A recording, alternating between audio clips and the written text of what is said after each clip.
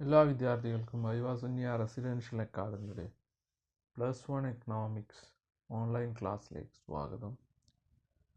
നമ്മൾ ഇന്ന് ഡിസ്കസ് ചെയ്യുന്നത് നമ്മുടെ പാർട്ട് 2 സ്റ്റാറ്റിസ്റ്റിക്സ് എന്നുള്ള ഭാഗമാണ്.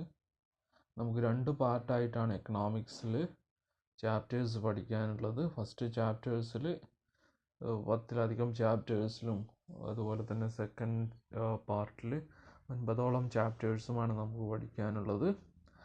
നമ്മൾ ഫസ്റ്റ് പാർട്ടിൽ 4ഓളം ചാപ്റ്റേഴ്സ് ഡിസ്കസ് ചെയ്തു കഴിഞ്ഞു. ദെൻ പാർട്ട് 2 ആണ് നമ്മൾ ഇന്ന് ഡിസ്കസ് ചെയ്യുന്നത്. സ്റ്റാറ്റിസ്റ്റിക്സ്, അതുപോലെ തന്നെ statistic tools used in economics തുടങ്ങിയ കാര്യങ്ങളൊക്കെയാണ് അതിൽ പ്രധാനമായിട്ട് നമുക്ക് പഠിക്കാനുള്ളത്. മീൻ, മീഡിയൻ, മോഡ്, അതുപോലെ തന്നെ മെഷേഴ്സ് ഓഫ് സെൻട്രൽ ടെൻഡൻസിയിലാണ് മീൻ, മീഡിയൻ, മോഡ് വരുന്നത്. ദെൻ കോറിലേഷൻ തുടങ്ങിയ കാര്യങ്ങളൊക്കെയാണ് നമുക്ക് അടുത്ത ചാപ്റ്റേഴ്സിലൊക്കെ പഠിക്കാനുള്ളത്. ഇന്ന് നമ്മൾ ഡിസ്കസ് ചെയ്യുന്നത് ജസ്റ്റ് ഒരു ഇൻട്രൊഡക്ഷൻ ആയിട്ടുള്ള നമ്മുടെ ഫസ്റ്റ് ചാപ്റ്ററാണ്. Chapter name introduction. സ്റ്റാറ്റിസ്റ്റിക്സ് എന്താ എന്നുള്ളതൊക്കെയാണ് അതിൽ പ്രധാനമായിട്ടും നമ്മൾ മനസ്സിലാക്കേണ്ടത്. നമുക്ക് ആ ഒരു ഇൻട്രൊഡക്ടറി പാർട്ടിൽ എന്താണ് എക്കണോമിക്സ് എന്നുള്ളത് കൂടി പറയുന്നുണ്ട്, നമുക്ക് നോക്കാം. According to Alfred Marshall, economics is the study of man in the ordinary business of life. Economics എന്ന് പറഞ്ഞാൽ എന്താണ്?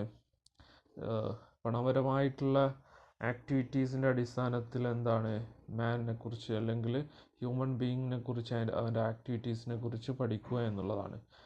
ബിസിനസ് ലൈഫ് എന്ന് ഉദ്ദേശിക്കുന്നത് activities undertaken to monetary gain, അല്ലെ, സാമ്പത്തികമായ നേട്ടങ്ങൾക്ക് വേണ്ടി നമ്മൾ നടത്തുന്ന ആക്ടിവിറ്റീസ് അല്ലെ കൊടുക്കൽ വാങ്ങലുകളൊക്കെയാണ് എന്ത് ബിസിനസ്, ഓർഡിനറി ബിസിനസ് ആക്ടിവിറ്റീസ് എന്നുകൊണ്ട് നമ്മൾ മനസ്സിലാക്കേണ്ടത്. In economics, we deal with consumers, producers, seller, employer and employee, etc. എക്കണോമിക്സിൽ നമ്മൾ മനസ്സിലാക്കുന്നത്, നമ്മൾ കാര്യങ്ങൾ പഠിക്കുന്നത് കൺസ്യൂമേഴ്സ്, അതുപോലെ തന്നെ പ്രൊഡ്യൂസേഴ്സ്, സെല്ലേഴ്സ്, എംപ്ലോയേഴ്സ്, അതുപോലെ തന്നെ എംപ്ലോയി റിലേറ്റഡ് ആയിട്ടാണ് ആംഗിളാണ് ഓരോ കൺസെപ്റ്റുകളും തിയറീസൊക്കെ ഡിസ്കസ് ചെയ്യുന്നത്. എംപ്ലോയർ എന്ന് പറഞ്ഞാൽ ആരാണ്? ജോലി കൊടുക്കുന്ന ആൾ, അല്ലേ. എംപ്ലോയി എന്ന് പറഞ്ഞാൽ ജോലി ചെയ്യുന്ന ആൾ, അല്ലേ. കൺസ്യൂമർ എന്ന് പറഞ്ഞാൽ എന്താണ്? പ്രോഡക്റ്റ് അൾട്ടിമേറ്റ് ആയിട്ട് കൺസ്യൂം ചെയ്യുന്ന ആൾ. പ്രൊഡ്യൂസർ എന്ന് പറഞ്ഞാൽ പ്രോഡക്റ്റുകൾ ഉൽപ്പാദിക്കുന്ന ആൾ, അല്ലേ. അത് വിൽക്കുന്ന ആളാണ് എന്ത്? സെല്ലർ എന്ന് പറയുന്നത്. സോ ഈ റിലേറ്റഡ് ആയിട്ടുള്ള കാര്യങ്ങളാണ് എക്കണോമിക്സിൽ പ്രധാനമായിട്ട് ഡീൽ ചെയ്യുന്നത്. ഈ റിലേറ്റഡ് പ്രോബ്ലംസുകളെ കുറിച്ചൊക്കെയാണ് നമ്മൾ എക്കണോമിക്സിൽ പഠിക്കുന്നത്. Economic activities are undertaken for a monetary gain. Economics activities എന്തിനാണ് നമ്മൾ നടത്തുന്നത്? മോണിറ്ററി ഗെയിൻ, അല്ലെ, സാമ്പത്തിക നേട്ടത്തിന് വേണ്ടിയിട്ടാണ്. This is what economics mean by ordinary business of life. നേരത്തെ നമ്മൾ അവിടെ പറഞ്ഞിരുന്നു, ആൽഫ്രഡ് മാർഷലിൻ്റെ എക്കണോമിക്സ് എന്ന് പറഞ്ഞിട്ട് ഓർഡിനറി ബിസിനസ് ഓഫ് ലൈഫ് എന്ന് പറഞ്ഞിരുന്നു. എന്താണ് അതുകൊണ്ട് അർത്ഥമാക്കുന്നത്? Economic activities are undertaken for monetary gain, അല്ലെ, സാമ്പത്തിക നേട്ടത്തിന് വേണ്ടിയിട്ടാണ് എന്ത് എക്കണോമിക് ആക്ടിവിറ്റീസ്, സാമ്പത്തികപരമായിട്ടുള്ള ക്രയവിക്രയങ്ങൾ സാധാരണ നമ്മൾ നടത്താറുള്ളത്. Scarcity is the root of all economic problem, അല്ലേ. സ്കേഴ്സിറ്റി, അല്ലേ, എന്താണ്? ദൗർലഭ്യം, അല്ലേ. എന്താണ്? നമുക്ക് വസ്തുക്കളുടെ അഭാവം. ഇതാണ് എന്ത് എക്കണോമിക് പ്രോബ്ലത്തിൻ്റെ പ്രധാന കാരണം എന്ന് പറഞ്ഞാൽ. സ്കേഴ്സിറ്റി ഇല്ലെങ്കിൽ there would have been no economic problems, അല്ലേ. സ്കേഴ്സിറ്റി ഇല്ലെങ്കിൽ ഒരു എക്കണോമിക് പ്രോബ്ലവും ഇവിടെ ഉണ്ടാവില്ല. നമുക്ക് ആവശ്യത്തിനുള്ള പണം നമ്മളെ കയ്യിലുണ്ട്, ആവശ്യത്തിനുള്ള വസ്തുക്കളുണ്ട്, എല്ലാം നമുക്ക് പ്ലെൻറ്റി ആയിട്ട്, അല്ലേ, എല്ലാം നമുക്ക് ഇനഫ് ആൻഡ് മോർ അവൈലബിൾ ആണെങ്കിൽ ഇവിടെ എന്താണ്? ഒരു പ്രോബ്ലംസും ഇല്ല, അല്ലേ. നമുക്ക് എന്താണ്? എല്ലാം ഉണ്ടെങ്കിൽ എക്കണോമിക്സ് പറഞ്ഞൊരു സബ്ജക്റ്റേ ഉണ്ടാവില്ല എന്നുള്ളതാണ് ഇവിടെ നമ്മൾ മനസ്സിലാക്കേണ്ടത്. സ്കേഴ്സിറ്റി, അല്ലേ. സ്കേഴ്സിറ്റി, നമുക്ക് ഒരുപാട് ആവശ്യങ്ങളും അൺലിമിറ്റഡ് വാണ്ട്സും ലിമിറ്റഡ് റിസോഴ്സും ആണ് ഉള്ളത്. അതുകൊണ്ടാണ് എക്കണോമിക്സ് വന്നത്. നമ്മുടെ കയ്യിൽ എന്താണ്? നമുക്കൊരുപാട് നമ്മളെ തന്നെ പേഴ്സണൽ കേസ് എടുത്ത് നോക്കിയാൽ നമുക്കൊരുപാട് ആവശ്യങ്ങളുണ്ട്. നമ്മുടെ കയ്യിലൊരു 500-1000 രൂപ വരുന്ന സമയത്ത് തന്നെ നമുക്കറിയാം നമുക്ക് ഒരുപാട് കാര്യങ്ങൾ അതുകൊണ്ട് ചെയ്യാനുണ്ട്. പക്ഷേ നമുക്കെന്ത്? നമ്മുടെ കയ്യിൽ 1000 രൂപ മാത്രമായിരിക്കും ഉണ്ടാവുക. അപ്പോൾ നമ്മൾ എന്ത് നോക്കും? നമുക്ക് ഏറ്റവും പ്രധാനപ്പെട്ട അത്യാവശ്യമുള്ള കാര്യങ്ങൾ നിർവഹിച്ച് മുന്നോട്ട്. അതുകൊണ്ടാണ് എക്കണോമിക്സ് എന്നുള്ള അല്ലെങ്കിൽ എക്കണോമിക് പ്രോബ്ലം ഉടലെടുത്തത്. സ്കേഴ്സിറ്റി ഉള്ളത് കൊണ്ട്, അല്ലേ. നമ്മുടെ കയ്യിൽ എന്താണ് നമുക്ക് ആവശ്യമുള്ള അത്ര റിസോഴ്സസ് ഇല്ലാത്തത് കൊണ്ടാണ് നമുക്ക് ഈ ഒരു സ്കേഴ്സിറ്റി തന്നെ അതാണ് എക്കണോമിക് പ്രോബ്ലത്തിൻ്റെ പ്രധാന കാരണം എന്നാണ് ആ സെൻറ്റൻസ് കൊണ്ട് നമ്മൾ അർത്ഥമാക്കേണ്ടത്. Next, consumption, production, distribution. Economics involves the study of man engaged in economic activities of various kinds. എക്കണോമിക്സിൽ എന്താണ് എക്കണോമിക് ആക്ടിവിറ്റീസ് ആണുള്ളത്. ഡിഫറെൻറ്റ് കൈൻഡ്സിലുള്ള എക്കണോമിക് ആക്ടിവിറ്റീസ് നമ്മൾ നേരത്തെ പറഞ്ഞു. Activities related with consumption, related with production, distributions, selling, അങ്ങനെ പല ആംഗിളിൽ എക്കണോമിക് ആക്ടിവിറ്റീസ് ഉണ്ട്. അപ്പോൾ എക്കണോമിക് ആക്ടിവിറ്റീസ് എന്ന് പറഞ്ഞാൽ എന്താണ്? മോണിറ്ററി ആക്ടിവിറ്റീസ് ആണ്. ഈ ആക്ടിവിറ്റീസിനെ നമുക്ക് എന്ത് ചെയ്യാം? ബ്രോഡറായിട്ട് പറയുക എന്താണ്? Consumption, production and distribution. Economic activities പറഞ്ഞാൽ ഒരുപാട് പണപരമായിട്ടുള്ള ആക്ടിവിറ്റീസ് ഒക്കെ എക്കണോമിക് ആക്ടിവിറ്റീസ് ആണെന്ന് നമ്മൾ പറഞ്ഞു. ഇതിനെ നമ്മൾ എന്ത് ചെയ്യണം? ഒന്ന് ഗ്രൂപ്പ് ചെയ്ത് പറയുകയാണ്. കൺസംഷൻ, പ്രൊഡക്ഷൻ, ഡിസ്ട്രിബ്യൂഷൻസ് അല്ലേ. സെല്ലിംഗ് ഒക്കെ ഇതിൻ്റെ ഭാഗമായിട്ട് വരും, ഡിസ്ട്രിബ്യൂഷൻ്റെ ഭാഗമായിട്ട് വരും അല്ലേ. പ്രൊഡക്ഷനൊക്കെ എന്താണ്? പ്രൊഡക്ഷൻ്റെ ഭാഗം തന്നെ. പ്രൊഡക്ഷൻ്റെ അല്ലെങ്കിൽ ഡിമാൻഡ് ഫോർകാസ്റ്റിംഗ്, ഇതൊക്കെ പ്രൊഡക്ഷൻ്റെ ഭാഗമായിട്ട് നമുക്ക് പറയാം. സോ ഇവിടെ ഒന്നുമില്ല. എന്താണ് എക്കണോമിക് ആക്ടിവിറ്റീസ് എന്ന് പറഞ്ഞാൽ എന്താണ്? പിന്നെ എക്കണോമിക് ബെനിഫിറ്റിന് വേണ്ടി നടത്തുന്ന ആക്ടിവിറ്റീസാണ്. അതിനെ നമ്മൾ 3 മെയിൻ ഹെഡിൽ ക്ലാസിഫിക്കേഷൻ നടത്തുന്നു എന്ന് മാത്രം. Next, statistics in economics. To analyze economic problem, we know more about economic fact. Such economic fact are known as economic data. Economic പ്രോബ്ലത്തെ കൃത്യമായിട്ട് മനസ്സിലാക്കുന്നതിന് വേണ്ടിയിട്ട് ടു അനലൈസ് എക്കണോമിക് പ്രോബ്ലം അല്ലെങ്കിൽ എക്കണോമിക് സിറ്റുവേഷനെ കുറിച്ച് കൃത്യമായിട്ട് നമുക്ക് മനസ്സിലാക്കുന്നതിന് വേണ്ടി നമുക്ക് എന്താവശ്യമുണ്ട്? Economic fact. അതിനെ നമ്മൾ എന്ത് പറയും? എക്കണോമിക് ഡാറ്റ എന്ന് പറയും. We try to find some measures that help to solve economic problem. In economics such measures are known as policies. എക്കണോമിക്സിൽ we try to find some measures that help to solve economic problem. നമുക്ക് പല പ്രോബ്ലംസും solve ചെയ്യാൻ വേണ്ടി പല ഐറ്റംസിനെയും നമ്മൾ എന്ത് ചെയ്യുന്നുണ്ട്? Measure ചെയ്യുന്നുണ്ട്. ആ മെഷേഴ്സിനെയാണ് നമ്മൾ എന്ത് പറയുന്നത്? പോളിസീസ് എന്ന് പറയുന്നത്. No analysis of economic problem would be possible without data. Economic പ്രോബ്ലത്തിൻ്റെ അനാലിസിസ് നമുക്ക് ഡാറ്റാസ് ഇല്ലാതെ നമുക്ക് സാധ്യമല്ല എന്നാണ് നമ്മൾ മനസ്സിലാക്കേണ്ടത്. In short, we make use of statistical tools to formulate economic data, policies, reforms, economics laws etcetera.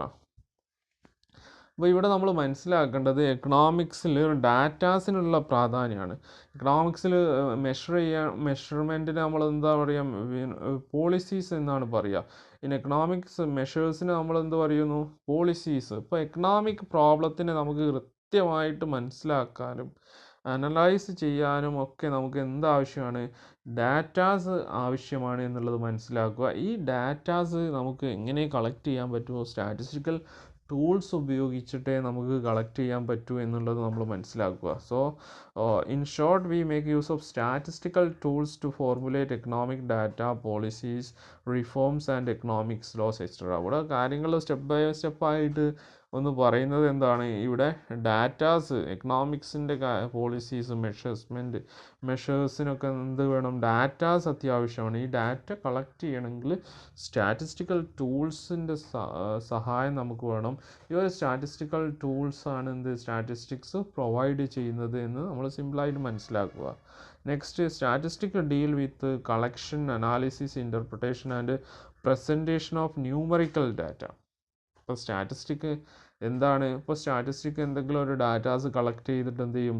അതിനെന്ത് ചെയ്യും? ക്രോഡീകരിക്കും അല്ലേ, ക്ലാസിഫിക്കേഷൻ നടത്തും, അതിനെന്ത് ചെയ്യും? പട്ടിക രൂപത്തിലേക്ക് മാറ്റും അല്ലേ, ടാബുലേഷൻ നടത്തും. എന്നിട്ട് എന്ത് ചെയ്യും? അതൊരു സമ്മറി ഫോമിലേക്കോ ഗ്രാഫൊക്കെ ആക്കി മാറ്റും. എന്നിട്ട് എന്ത് ചെയ്യും? അത് പ്രസൻറ്റ് ചെയ്യും അല്ലേ. അപ്പോഴാണ് നമുക്കൊരു വ്യക്തത കിട്ടുക അല്ലേ. അപ്പോൾ നമ്മളൊക്കെ പല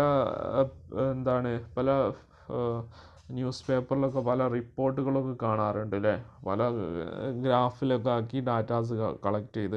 ഇപ്പോൾ എലക്ഷൻ്റെ ആണെങ്കിൽ എലക്ഷൻ്റെ വോട്ടിനെ പറ്റിയുള്ള കാര്യങ്ങൾ, എത്ര പെർസെൻറ്റേജ് LDFന് UDF BJP ഒക്കെ കിട്ടിയിട്ടുണ്ട് എന്നൊക്കെയുള്ള കൃത്യമായിട്ട് അതൊക്കെ എന്താണ് സ്റ്റാറ്റിസ്റ്റിക്കൽ ഡാറ്റാസാണ്. അതിനെ നമ്മൾ എന്താണ് കൃത്യമായിട്ട് കളക്ട് ചെയ്ത് അതിനെ ടാബിൾ ഫോർമാറ്റിലേക്കാക്കി ടാബിൾ ഗ്രാഫിക്കൽ ഫോർമാറ്റിലേക്കാക്കി മാറ്റി ദെൻ അത് എന്ത് ചെയ്യും ക്രോഡീകരിച്ച് പ്രസൻറ്റേഷൻ നടത്തുകയാണ്. അതൊക്കെ എന്താണ് സ്റ്റാറ്റിസ്റ്റിക്സിൻ്റെ എക്സാമ്പിളുകളായിട്ട് നമുക്ക് പറയാം. അപ്പോൾ statistics deal with collection, analysis, interpretation and presentation of numerical data അല്ലേ. ന്യൂമറിക്കൽ ഡാറ്റാസിൻ്റെ എന്താണ് collection, analysis, interpretation and presentation ആണ് എന്ത് സ്റ്റാറ്റിസ്റ്റിക്സ് എന്ന് പറഞ്ഞാൽ.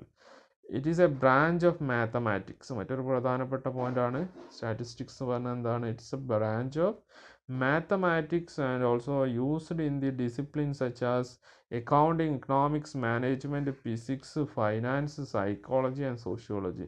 ഇതൊക്കെ വിവിധ സബ്ജക്റ്റുകളാണ്. ഇതിലൊക്കെ എന്ത് യൂസ് ചെയ്യുന്നുണ്ട് നമ്മുടെ സ്റ്റാറ്റിസ്റ്റിക്സ് എന്നുള്ള സബ്ജക്റ്റ് യൂസ് ചെയ്യുന്നുണ്ട്. അപ്പോൾ നമ്മൾ പറഞ്ഞത് എന്താണ് സ്റ്റാറ്റിസ്റ്റിക്സ് മാത്തമാറ്റിക്സിൻ്റെ ഒരു ബ്രാഞ്ചാണ്. അതുപോലെ തന്നെ ഇത് മറ്റു പല സബ്ജക്റ്റുകളിലും യൂസ് ചെയ്യുന്നുണ്ട്. അക്കൗണ്ടൻസിയിൽ യൂസ് ചെയ്യുന്നുണ്ട്, എക്കണോമിക്സിൽ, മാനേജ്മെൻറ്റിൽ, ഫിസിക്സിൽ, ഫൈനാൻസിൽ, സൈക്കോളജിയിൽ, സോഷ്യോളജിയിലൊക്കെ ഈ ഒരു സ്റ്റാറ്റിസ്റ്റിക്സ് എന്ന് പറഞ്ഞ സബ്ജക്റ്റ് യൂസ് ചെയ്യുന്നുണ്ട്. എന്തിനു വേണ്ടിയിട്ടാണ് സ്റ്റാറ്റിസ്റ്റിക്സ് യൂസ് ചെയ്യുന്നത്? ഡാറ്റാസിനെ കളക്ട് ചെയ്യാൻ, അനാലിസിസ് ചെയ്യാൻ, ഇൻ്റർപ്രിട്ടേഷൻ നടത്താൻ, പ്രസൻറ്റേഷൻ നടത്താനൊക്കെയാണ് എന്ത് യൂസ് ചെയ്യുന്നത് സ്റ്റാറ്റിസ്റ്റിക്സ് യൂസ് ചെയ്യുന്നത്. Statistics can be expressed in 2 sense. രണ്ട് രീതിയിൽ സ്റ്റാറ്റിസ്റ്റിക്സ് നമുക്ക് എന്ത് ചെയ്യുക എക്സ്പ്രസ് ചെയ്യുക. Singular and plural sense. Singular സെൻസും അല്ലെങ്കിൽ singular sense method or techniques. In plural sense quantitative information or data. രണ്ട് സെൻസിലാണ് ഇവിടെ നമ്മൾ സ്റ്റാറ്റിസ്റ്റിക്സിനെ എക്സ്പ്രസ് ചെയ്യുന്നത്. ഇൻ സിംഗുലർ സെൻസ് മെത്തേഡ് അല്ലെങ്കിൽ ഓരോ ടെക്നിക്സ് ആയിട്ട് എന്ത് ചെയ്യും നമ്മൾ പറയും. അതുപോലെ തന്നെ ഇൻ പ്ലൂറൽ സെൻസിൽ ക്വാണ്ടിറ്റേറ്റീവ് ഇൻഫർമേഷൻ അല്ലെങ്കിൽ ഡാറ്റാസ് ആയിട്ടാണ് നമ്മൾ സ്റ്റാറ്റിസ്റ്റിക്സിനെ പറയേണ്ടത്. അപ്പോൾ ആ രീതിയിലാണ് സ്റ്റാറ്റിസ്റ്റിക്സിനെ നമ്മൾ എക്സ്പ്രസ് ചെയ്യേണ്ടത്. അപ്പോൾ ക്വസ്റ്റ്യൻസ് വരും സിംഗുലർ സെൻസിലും പ്ലൂറൽ സെൻസിലും, അല്ലെങ്കിൽ സ്റ്റാറ്റിസ്റ്റിക്സ് യൂസ് ചെയ്യുന്നത് സിംഗുലർ സെൻസിൽ മാത്രമാണോ എന്നൊക്കെ പറഞ്ഞ് ചോദ്യങ്ങൾ വരും. അപ്പോൾ നമ്മൾ എന്താ പറയേണ്ടത്? Statistics used in both singular as well as plural sense. അപ്പോൾ സിംഗുലർ സെൻസ് എന്ന് പറഞ്ഞാൽ എന്താണ്? മെത്തേഡ്. സ്റ്റാറ്റിസ്റ്റിക്സ് എന്ന് പറഞ്ഞാൽ മെത്തേഡ് അല്ലെങ്കിൽ ടെക്നിക്സ് ആയിട്ട് ഉപയോഗിക്കുന്നതിനാണ് സ്റ്റാറ്റിസ്റ്റിക്സ് എന്ന് പറയുന്നത്. പ്ലൂറൽ സെൻസിലാണെങ്കിൽ ക്വാണ്ടിറ്റേറ്റീവ് ഇൻഫർമേഷൻ അല്ലെങ്കിൽ ഡാറ്റ എന്നുള്ളതാണ് സ്റ്റാറ്റിസ്റ്റിക്സ് എന്നുള്ളത് മനസ്സിലാക്കുക. Next, most economic data are quantitative. കൂടുതലും എന്താണ് എക്കണോമിക്സ് ഡാറ്റാസും ക്വാണ്ടിറ്റേറ്റീവ് ആണ്. ക്വാണ്ടിറ്റേറ്റീവ് എന്ന് പറഞ്ഞാൽ എന്താണ്?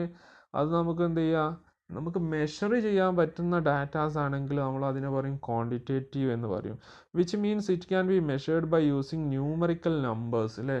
നമ്പേഴ്സ് ഉപയോഗിച്ചുകൊണ്ട് നമുക്ക് മെഷർ ചെയ്യാൻ പറ്റുന്ന ഡാറ്റാസിനെയാണ് നമ്മൾ എന്ത് പറയുക?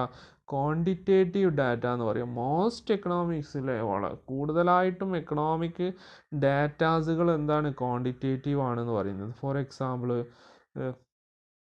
ടാക്സസ് അല്ലേ. ടാക്സ് എമൗണ്ട്, ഇപ്പോൾ ഒരു കമ്പനീൻ്റെ ടാക്സ് എമൗണ്ട് 10,000, 20,000 എന്നുള്ളതൊക്കെ നമുക്ക് മെഷർ ചെയ്യാൻ പറ്റും അല്ലേ. അല്ലെങ്കിൽ height, weight, prices of goods, income, marks in a subject, ഇതൊക്കെ നമുക്ക് എന്ത് ചെയ്യാം? നമ്പറിനെ അടിസ്ഥാനപ്പെടുത്തി പറയാൻ പറ്റുന്ന കാര്യങ്ങളാണ്. Economic also uses qualitative data. Economics quantitative data മാത്രമല്ല യൂസ് ചെയ്യുന്നത്, ക്വാളിറ്റേറ്റീവ് ആയിട്ടുള്ള ഡാറ്റാസും ഉപയോഗിക്കുന്നുണ്ട്. എന്താണ് qualitative data? The chief characteristics of such information is that describe attribute of a single person or a group of person that is important to record as accurately as possible. അപ്പോൾ qualitative data എന്ന് പറഞ്ഞാൽ അത് നമുക്ക് എന്ത് ചെയ്യാൻ പറ്റില്ല? Numerical numbers ഉപയോഗിച്ചുകൊണ്ട് നമുക്ക് മെഷർ ചെയ്യാൻ പറ്റില്ല. ഇപ്പോൾ ഒരു ആളുടെ ഇൻ്റലിജൻസ് അല്ലെങ്കിൽ നിങ്ങളുടെ പരസ്പരം എന്താണ് ഇൻ്റലിജൻസ് കപ്പാസിറ്റി അല്ലെങ്കിൽ നിങ്ങളുടെ എന്താണ് ഹോണസ്റ്റി, ഇത്തരത്തിലുള്ള കാര്യങ്ങൾ നമുക്ക് എന്ത് ചെയ്യാൻ പറ്റില്ല? നമുക്ക് സ്റ്റാറ്റിസ്റ്റിക്കൽ ആയിട്ട് അല്ലെങ്കിൽ എന്ത് ചെയ്യാൻ പറ്റും? ന്യൂമറിക്കലായിട്ട് മെഷർ ചെയ്യാൻ പറ്റില്ല. അത്തരത്തിലുള്ള ഡാറ്റാസിനെയാണ് നമ്മൾ ക്വാളിറ്റേറ്റീവ് ഡാറ്റ എന്ന് പറയുക. The data which cannot be measured in quantitative term is called qualitative data. അപ്പോൾ എന്താണ്? നമ്മുടെ സ്റ്റേറ്റ് ഓഫ് ഹെൽത്ത്, ആരോഗ്യസ്ഥിതി, skilled and unskilled, honesty, aptitude, gender, intelligence etcetera. ഇതൊക്കെ എന്തിന് എക്സാമ്പിളാണ്? ക്വാളിറ്റേറ്റീവ് ആയിട്ടുള്ള ഡാറ്റാസിന് എക്സാമ്പിളാണ്. അപ്പോൾ നേരത്തെ ഞാൻ പറഞ്ഞു ഇൻ്റലിജൻസ് അല്ലേ, ഒരാളെ ഇൻ്റലിജൻസും മറ്റൊരാളെ ഇൻ്റലിജൻസും ഒക്കെ നമുക്ക് ഡയറക്റ്റ്ലി മെഷർ ചെയ്യാൻ പ്രയാസകരമാണ്. അപ്പോൾ അതേ സ്ഥാനത്ത് നിങ്ങളെ ഹൈറ്റുകൾ പരസ്പരം മെഷർ ചെയ്യാനാണെങ്കിൽ നമുക്ക് പ്രയാസമല്ല. അപ്പോൾ അത്തരത്തിൽ ക്വാണ്ടിറ്റേറ്റീവ് ആയിട്ട് മെഷർ ചെയ്യാൻ പറ്റുന്ന ഡാറ്റാസിന് നമ്മൾ ക്വാണ്ടിറ്റേറ്റീവ് ഡാറ്റ എന്നും, ക്വാണ്ടിറ്റേറ്റീവ് ആയിട്ട് മെഷർ ചെയ്യാൻ പറ്റാത്ത ഡാറ്റാസിനെ നമ്മൾ എന്ത് പറയും? ക്വാളിറ്റേറ്റീവ് ഡാറ്റ എന്നും പറയും. ഇനി നമുക്ക് കുറച്ച് ക്വസ്റ്റ്യൻസിനെ പരിചയപ്പെടാം. ഇപ്പോൾ the word statistics is used as singular, plural, both A and B, none of A and B. ഏതായിരിക്കും ആൻസർ? നമ്മൾ കുറച്ച് മുമ്പേ പറഞ്ഞു അല്ലേ, ബോത്ത് എ ആൻഡ് ബി അല്ലേ. Statistics in both singular and plural സെൻസിൽ ഉപയോഗിക്കുന്നുണ്ട് എന്ന് നമ്മൾ പറഞ്ഞു. Next, statistics deal with quantitative data, qualitative data, both A and B, none of the above, none of A and B. ഇപ്പോൾ statistic എന്തുമായിട്ടാണ് deal ചെയ്യുന്നത്? Quantitative data. അതായത് quantitative data എന്ന് പറഞ്ഞാൽ data can be measured in numerical values. അതാണ് എന്ത്? Quantitative data. Statistics അത്തരത്തിലുള്ള ഡാറ്റാസുമായിട്ടാണ് എന്ത് ചെയ്യുന്നത്? ഡീൽ ചെയ്യുന്നത് അല്ലേ. അപ്പം എന്തുമായിട്ട് ഡീൽ ചെയ്യുന്നില്ല? ക്വാളിറ്റേറ്റീവ് ആയിട്ടുള്ള ഡാറ്റാസ് മെഷർ ചെയ്യുന്നില്ല എന്നുള്ളത് മനസ്സിലാക്കുക, ഡീൽ ചെയ്യുന്നില്ല എന്നുള്ളത് മനസ്സിലാക്കുക. Next, classify the following data into quantitative and qualitative. നമുക്ക് കുറേ കാര്യങ്ങൾ ഇവിടെ തന്നിട്ടുണ്ട്. Height, weight, mark scored in an exam, truth, honesty, beauty, credibility. ഇവിടെ ക്വാണ്ടിറ്റേറ്റീവ് ആയിട്ടും ക്വാളിറ്റേറ്റീവ് ആയിട്ടും ഇതിനൊന്ന് ക്ലാസിഫിക്കേഷൻ നടത്താനാണ് നമ്മോട് പറയുന്നത്. ഇവിടെ ഹൈറ്റ് നമുക്ക് മെഷർ ചെയ്യാൻ പറ്റും, ക്വാണ്ടിറ്റേറ്റീവ് ആണ്. വെയ്റ്റ് ക്വാണ്ടിറ്റേറ്റീവ് ആണ്. മാർക്ക് ക്വാണ്ടിറ്റേറ്റീവ് ആണ്. അപ്പോൾ അത്രയും കാര്യങ്ങളാണ് എന്ത്? ക്വാണ്ടിറ്റേറ്റീവ് ആയിട്ട് വരുന്നത്. ഇവിടെ എന്താണ്? ട്രൂത്ത് നമുക്ക് എന്ത്? ക്വാണ്ടിറ്റേറ്റീവ് ആയിട്ട് മെഷർ ചെയ്യാൻ പറ്റില്ല. ഹോണസ്റ്റി, ബ്യൂട്ടി, ക്രെഡിബിലിറ്റി, ഒരാളെ വിശ്വാസ്യത, ഇതൊന്നും നമുക്ക് എന്ത് ചെയ്യാൻ പറ്റില്ല? ക്വാണ്ടിറ്റേറ്റീവ് ആയിട്ട് മെഷർ ചെയ്യാൻ പറ്റില്ല. അങ്ങനെ മെഷർ ചെയ്യാൻ പറ്റാത്ത ഡാറ്റാസിനെ നമ്മൾ എന്ത് പറയും? ക്വാളിറ്റേറ്റീവ് ഡാറ്റ എന്ന് പറയും. അപ്പോൾ അതിനെ പരസ്പരം ക്ലാസിഫിക്കേഷൻ നടത്തിയതാണ്. മനസ്സിലായി എന്ന് വിശ്വസിക്കുന്നു. Next, mention A few examples of each for qualitative and quantitative data. അപ്പോൾ കുറച്ച് എക്സാമ്പിളുകൾ നമ്മോട് എഴുതാൻ പറയുകയാണ്. ഇപ്പോൾ നമ്മൾ നേരത്തെ വെച്ച കേസ് തന്നെ എടുത്താൽ തന്നെ നമുക്ക് എക്സാമ്പിളുകൾ കൊടുക്കാം. ക്വാണ്ടിറ്റേറ്റീവ് ഡാറ്റാസിന് നമുക്ക് ഹൈറ്റും വെയ്റ്റും നമ്മൾ പറഞ്ഞു, മാർക്സ് പറഞ്ഞു, ദെൻ പ്രൈസ് വേണമെങ്കിൽ കൊടുക്കാം, ഇൻകം കൊടുക്കാം. ഇനി ക്വാളിറ്റേറ്റീവ് ആണെങ്കിലോ colour, intelligence, attitude, honesty, beauty. അപ്പോൾ നിങ്ങൾ ഒന്ന് മനസ്സിലാക്കി പഠിച്ചു വെക്കുക. ക്വാളിറ്റേറ്റീവ് ഡാറ്റാസിന് example colour, intelligence, attitude, honesty, beauty. Next, ഇത്രയും കാര്യങ്ങളാണ് നമ്മൾ ഡിസ്കസ് ചെയ്തത്. അപ്പോൾ ജസ്റ്റ് ഒരു ഇൻട്രൊഡക്ടറി ആയിട്ടുള്ള കാര്യങ്ങളാണ് ഈ സ്റ്റാറ്റിസ്റ്റിക്സ് എന്ന് പറഞ്ഞിട്ടുള്ള ഇൻട്രൊഡക്ഷൻ ചാപ്റ്ററിൽ നമ്മൾ മെഷർ ചെയ്തത്. അപ്പം വളരെ കുറഞ്ഞ കാര്യങ്ങളാണ് ഇതിൻ്റെ കോറായിട്ടുള്ളത്. ഡാറ്റാസ് മെഷർ ചെയ്യണമെങ്കിൽ സ്റ്റാറ്റിസ്റ്റിക്സിൻ്റെ ആവശ്യം നിർബന്ധമാണ്. എക്കണോമിക്സിൽ ഡാറ്റാസിനെ മെഷർ ചെയ്താലേ കാര്യങ്ങൾ കൃത്യമായിട്ട് മനസ്സിലാക്കാനും തീരുമാനങ്ങൾ എടുക്കാനും സാധിക്കും എന്നുള്ളത് മനസ്സിലാക്കുക. സോ ഡാറ്റ സ്റ്റാറ്റിസ്റ്റിക്സിൻ്റെ സഹായത്തോടു കൂടിയാണ് എക്കണോമിക്സിൽ മെഷർ ചെയ്യുന്നത്.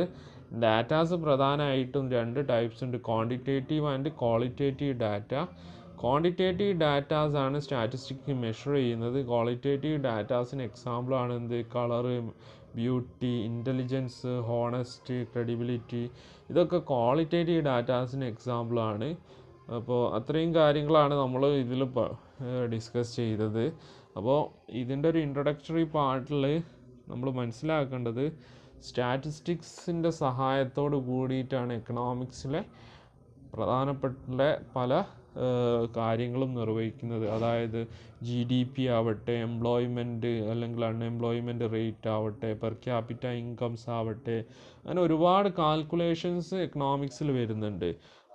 അതുകൊണ്ടാണ് നമ്മൾ പറയുന്നത് എക്കണോമിക്സിന് സ്റ്റാറ്റിസ്റ്റിക്സ് ഇല്ലാതെ മുന്നോട്ട് പോകാൻ കഴിയില്ല എന്ന് നമ്മൾ പറയുന്നത്. അതുകൊണ്ട് എന്താണ് സ്റ്റാറ്റിസ്റ്റിക്സ് കൂടി എക്കണോമിക്സിൻ്റെ കൂടെ നമ്മൾ പഠിക്കേണ്ടതായിട്ട് വരുന്നുണ്ട്.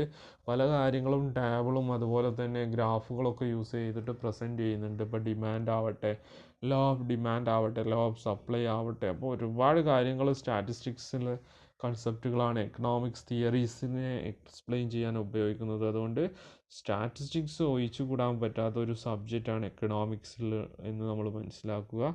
അപ്പോൾ ബാക്കി നമുക്ക് അടുത്ത ക്ലാസ്സിൽ നമുക്ക് ഡിസ്കസ് ചെയ്യാം. അപ്പോൾ നന്നായിട്ട് നോട്ട്സൊക്കെ എഴുതി കാര്യങ്ങൾ മനസ്സിലാക്കി ക്വസ്റ്റ്യനും അതുപോലെ തന്നെ ആൻസേഴ്സൊക്കെ നോട്ട്സിലേക്ക് എഴുതുക. കഴിഞ്ഞ ക്ലാസ്സിൽ ഞാൻ കുറച്ച് കാര്യങ്ങൾ നിങ്ങളോട് പറഞ്ഞിരുന്നു. അതായത് ഡിഫറെൻറ്റ് ഗവൺമെൻറ് പോളിസീസ് അല്ലേ, ഡിഫറെൻറ്റ് യോജന അതുപോലെ തന്നെ ഗവൺമെൻറ്റിൻ്റെ പ്രോഗ്രാംസുകളെ കുറിച്ചൊക്കെ ഒരു 6-7 ലൈനിലേക്ക് എഴുതാൻ വേണ്ടി പറഞ്ഞിരുന്നു. നിർഭാഗ്യവശാൽ ആരും അത് മൈൻഡ് പോലും ചെയ്തിട്ടില്ല എന്നുള്ളത് ഓർമ്മപ്പെടുത്തുകയാണ്. അപ്പോൾ വളരെ പ്രധാനപ്പെട്ട കാര്യങ്ങൾ മാത്രമേ നിങ്ങളോട് പറയുന്നുള്ളൂ. അപ്പോൾ ആ കാര്യങ്ങൾ ആരും അനുസരിച്ചിട്ടില്ല എന്നുള്ളത് ഒരിക്കൽ കൂടി നിങ്ങൾ ഓർമ്മപ്പെടുത്തുകയാണ്. Okay, thank you.